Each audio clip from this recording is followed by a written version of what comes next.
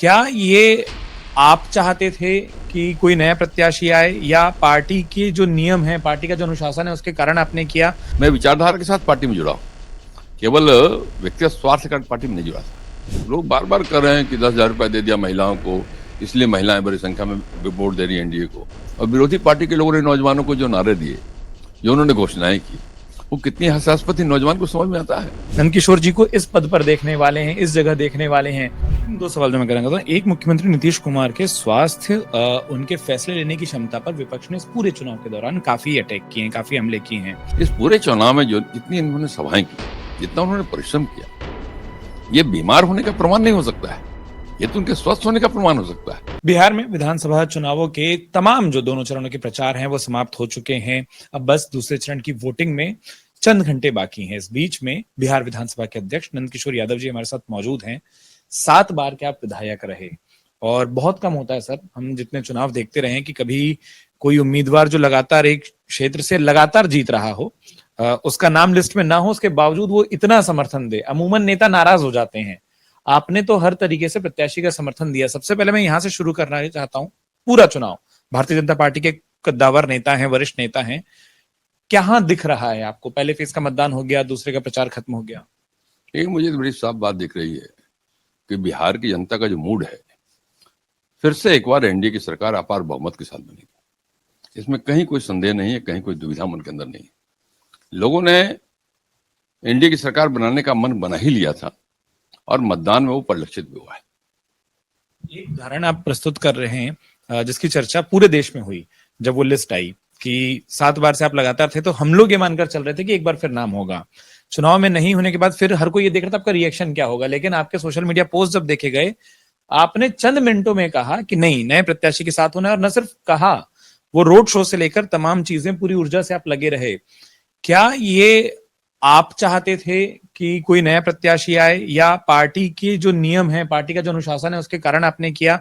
दोनों ही बातों में से ज्यादा भारी क्या था? देखो भाई, सामान्य बात है, मैं सामान्य परिवार से आता था और पार्टी के विभिन्न पदों पर काम करते हुए सब कुछ मैंने प्राप्त किया। पार्टी ने मुझे बहुत कुछ दिया। पार्टी ने मुझे पार्टी का प्रदेश अध्यक्ष बनाया, मंत्री बनाया, नेता प्रतिपक्ष बनाया, विधानसभा अध्यक्ष बनाया। तो पार्टी ने इतना कुछ मुझे दिया है, अगर अब इस बार किसी और को मौका दे रहा है तो मुझे आपत्ति नहीं होनी चाहिए थी। तो जो पार्टी की सोच है, पार्टी की जो विचारधारा है, मैं विचारधारा के साथ पार्टी में जुड़ा हूँ। केवल व्यक्तिगत स्वार्थ के कारण पार्टी में नहीं जुड़ा था। इसलिए विचारधारा का जो निर्णय है वो निर्णय मेरा है। मैं इस सिद्धांत का आदमी। सर, एक तरीके से लंबा कार्यकाल रहा और बतौर विधानसभा अध्यक्ष भी रहा।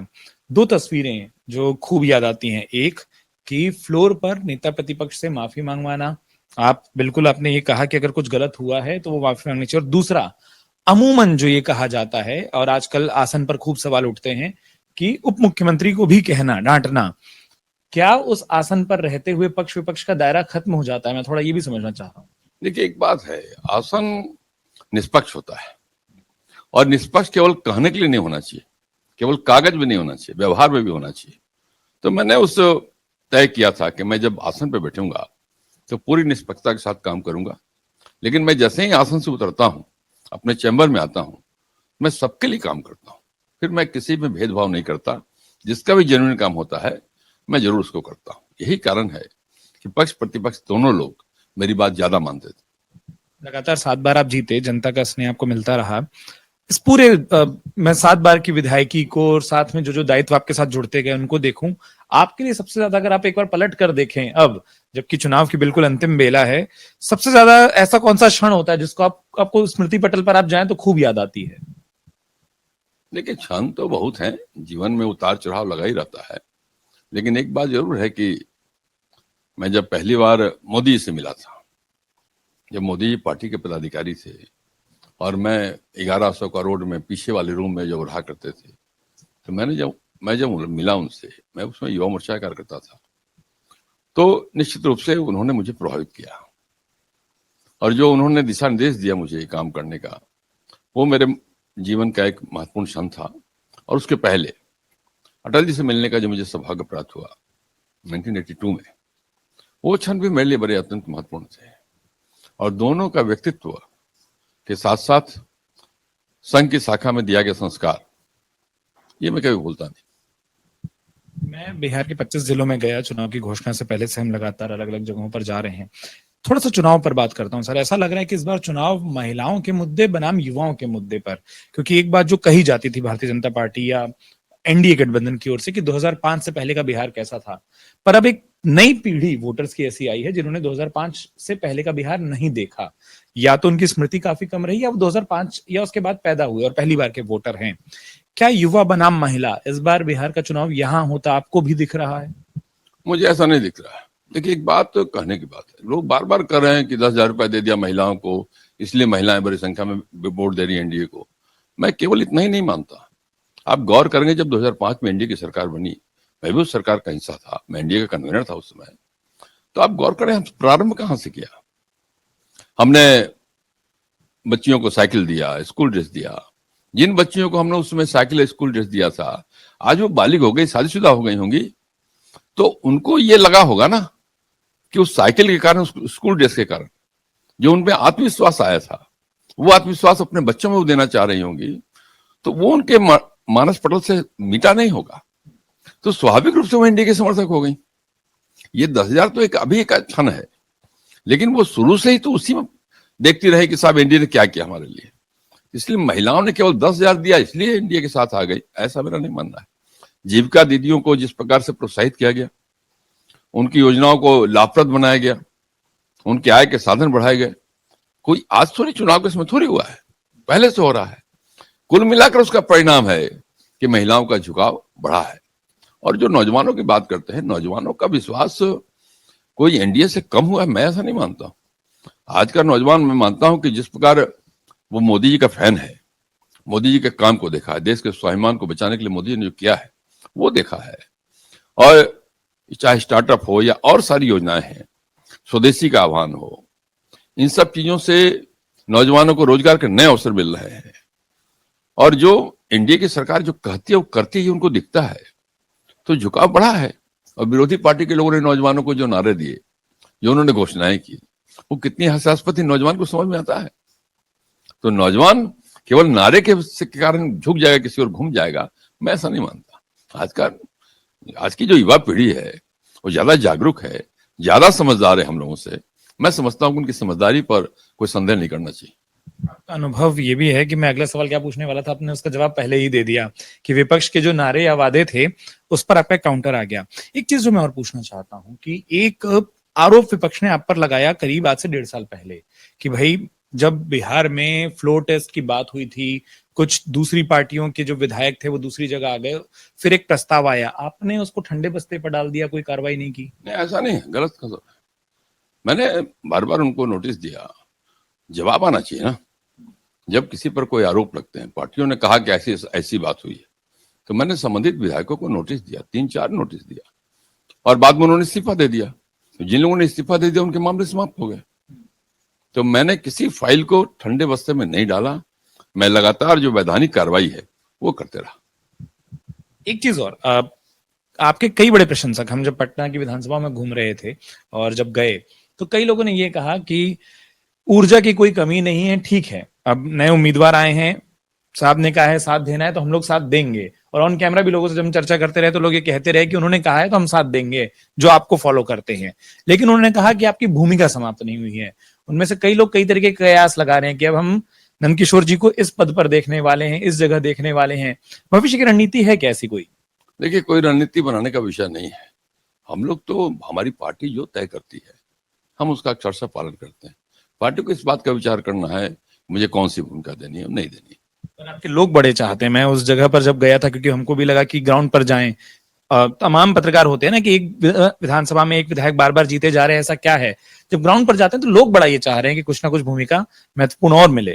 देखिए, तो स्वाभाविक है ना। आप कल्पना करिए, 7 बार में चुनाव जीता, उसमें 5 बार में 51% से ज्यादा वोट लाके जीता। और आपको आश्चर्य होगा, शायद देश में कोई और विधानसभा है कि मुझे मालूम नहीं, मेरे खिलाफ वो 6 बार आरजेडी के उम्मीदवार खड़े हुए, उसमें से 1 की मृत्यु हो गई। बाकी 5 उम्मीदवार आज भाजपा के साथ काम कर रहे हैं। तो ये है, तो ये जो मेरा स्वभाव है, जो मेरा काम करने का तौर तरीका है। और मुझे, मैं बताऊं आपको कि शायद आपको किसी ने नहीं कहा होगा विधायक जी और मंत्री जी मेरे बारे में, सबने कहा होगा नंदू भैया, नंदू चाचा। तो मैंने जो पर्सनल रिश्ता कायम किया अपने वोटर के साथ, हाँ, वो युवा ज्यादा था, वो चाचा वाला ज्यादा जी। तो जो मैंने पर्सनल रिश्ता कायम किया है, तो स्वाभाविक है अटैचमेंट ज्यादा है तो उनकी अपेक्षाएं ज्यादा हो सकती है। निर्णय लेना पार्टी का काम है, मेरा नहीं। एक चीज और, आपके नाम के साथ एक चीज कही जाती है कि नंदकिशोर यादव जी हैं, और ये बड़ा बिहार में जब कोई कहे कि जाति वास्तविक सत्य हो जाता है, वहां राजद से न होते हुए इस बिरादरी से आकर आप लगातार जीतते रहे। लोग कहते हैं कि अब टिकट नहीं मिला, आप अकेले ऐसे चेहरे थे जो ये बताते थे कि यादवों की एक पार्टी नहीं है, भाजपा भी वो है। क्या उस संदेश पर कोई कमी आई? नहीं नहीं, ऐसा नहीं है। देखिए, यादव तो भाजपा में पहले से भी रहे हैं, प्रारंभ काल से। हम लोग के काम करने के पहले जगदम्बी यादव जी पार्टी के अध्यक्ष रहे हैं बिहार के। भारत सरकार में 77 में मंत्री रहे हैं बिहार से एमपी बन करके। जनार्दन यादव हमारे यहाँ पार्टी के बड़े नेता थे, आज नित्यानंद राय जी हमारे नेता हैं। तो हमारे यहाँ, और पहली बार जब 62 में चुनाव जीती जनसंघ यहाँ बिहार में, केवल 3 सीट जीते थे। एक जीते थे नवादा से गौरी शंकर केसरी, हिलसा से जगदीश यादव चुनाव जीते थे, और जनार्दन तिवारी जीते थे सिवान से। फिर तुरंत उपचुनाव हुआ मुंगेर में, तो जगदम्बी यादव वहां से एमएलए बन के आए। तो 4 में 2 यादव एमएलए हमारे थे। तो यादव तो हमेशा हमारे साथ रहे हैं, कभी कम कभी ज्यादा ही हो सकता है राजनीति में। इसलिए यादव कोई भाजपा से अलग रहा हो, मैं ऐसा नहीं मानता।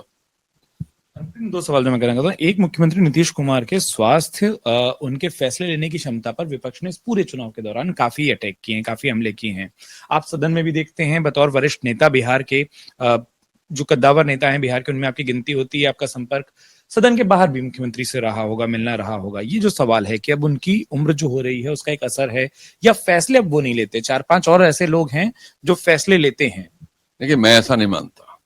आप जो चुनाव परिणाम आएगा और जदयू की जो सीटें आएगी, उससे आपको परिलक्षित होगा कि निर्णय ले पाते कि नहीं ले पाते। दूसरा, इस पूरे चुनाव में जो जितनी इन्होंने सभाएं की, जितना उन्होंने परिश्रम किया, ये बीमार होने का प्रमाण नहीं हो सकता है, ये तो उनके स्वस्थ होने का प्रमाण हो सकता है। और मैं मानता हूं कि नीतीश कुमार जी, उम्र कहां बहुत हुई है, हम लोग से 1-2 साल बड़े हैं, बस इतना ही उम्र तो है। निर्णय ले सकते हैं, स्वस्थ हैं, और उम्र के कारण कोई बीमारी छोटी मोटी हो जाता है तो वो बीमारी थोड़ी होती है, किसको बीमारी नहीं होती है। लेकिन केवल ये पॉलिटिकल प्रोपेगेंडा बनाना इसको, ये कहीं से भी उचित नहीं है। अंतिम बात की, वही जो आपने कहा कि वो परिणाम जदयू का आएगा, वो बताएगा।